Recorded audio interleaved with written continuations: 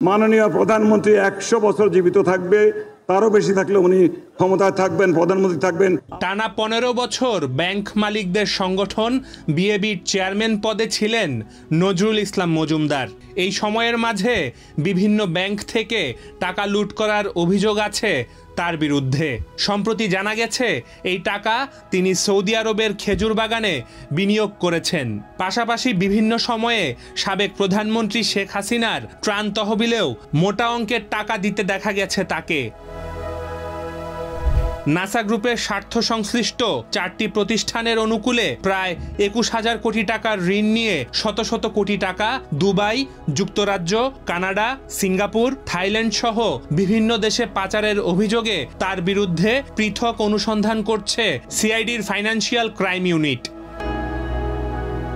CID সূত্র জানায়, London এবং হংকং ছাড়াও সংযুক্ত আরব আমিরাতের দুবাইয়ে নজরুল ইসলাম মজুমদারের বিপুল অঙ্কের বিনিয়োগ রয়েছে।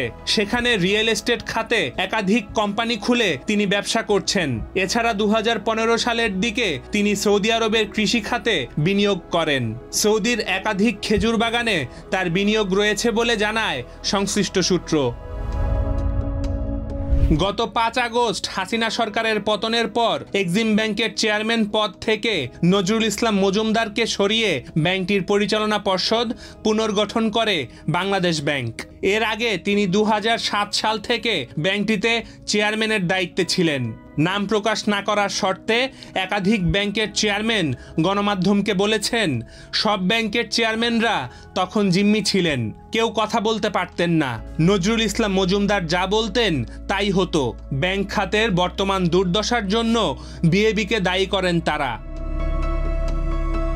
গত 1 অক্টোবর রাতে ঢাকার গুলশান এলাকা থেকে গ্রেপ্তার হন নজরুল ইসলাম মজুমদার। এর পরের দিন নজরুল ইসলাম মজুমদারের 7 দিনের রিমান্ড মঞ্জুর করেন আদালত। সূত্র মোতাবেক যাত্রাবাড়ি এলাকায় গত 5 আগস্ট ইমন হোসেন গাজী নিহতের ঘটনায় দায়ের করা মামলায় নজরুল ইসলাম মজুমদারকে গ্রেপ্তার দেখানো হয়েছে। ডেস্ক রিপোর্ট, দি ফিনান্সিয়াল এক্সপ্রেস।